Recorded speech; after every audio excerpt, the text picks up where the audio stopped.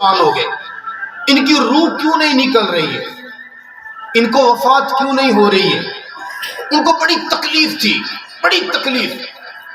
آپ علیہ الصلوۃ والسلام نے پوچھا کہ جاؤ ان کے گھر میں دیکھ کے ہو، اس کے ماں باپ میں سے کون زندہ ہے؟ اس کی امی زندہ ہے، ان کے ابو زندہ ہے؟ پتہ کیا تو ان کی امی زندہ ہے۔ پوچھا گیا پتہ کر کے آؤ کیا ان کی امی ان سے ناراض تو نہیں ہے؟ بتایا گیا جی یا رسول اللہ ان کی امی ان سے ناراض ہیں۔ آپ علیہ السلام نے فرمایا اچھا ان کی امی ان سے ناراض ہے، اسی وجہ سے ان کی روح نہیں نکل رہی ہے، ان کو تکلیف اسی لیے ہو رہی ہے۔ توجہ سے بات سنیں گے۔ آپ علیہ السلام نے ان کی امی کو بلایا اور بلا کے کہا دیکھو آپ کے بیٹے کا آخری وقت ہے، آپ ان کو معاف کر دیں۔ امی نے کہا نہیں میں معاف نہیں کر سکتی۔ کیوں معاف نہیں کرتی؟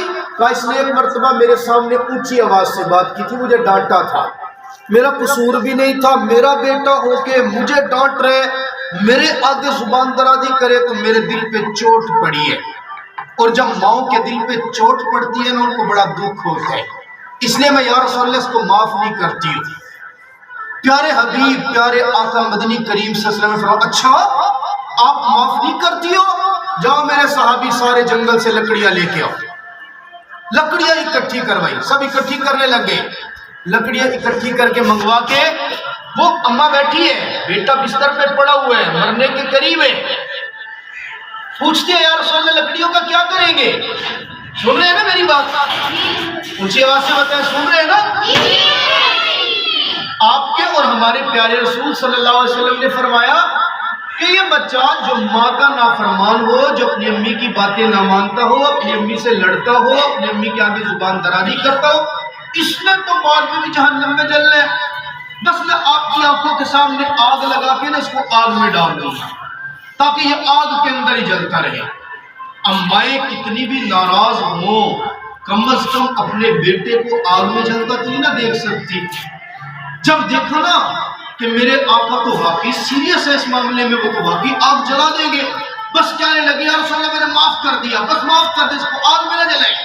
اگر اللہ ان کو آگ میں جلائیں گے تو بس میں معاف کرتی ہوں۔ جیسے ماں نے کہا نا میں معاف کرتی ہوں، فوراً ان صحابی کی روح آرام سے ان کے بدن سے نکل گئی۔ اب دیکھیں اس واقعے سے ہمیں پتہ چلتے جو ماں باپ کا نافرمان ہوتا ہے اس کو موت بھی آسانی سے نہیں آتی، اور بعض واقعات میں پتہ چلتے جو اپنے امی اور ابو اپنی ماما اور بابا کے آگے زبان درازی کرتے ہیں، جب اس کو دفناتے ہیں نا یہ زمین بھی اس کو باہر پھینک دیتی ہے، اور وہ کہتی ہے ایسا بندہ جو اپنی ماں کی نافرمانی کرتا ہو میں اپنے اندر اس کو قبول نہیں کرتی۔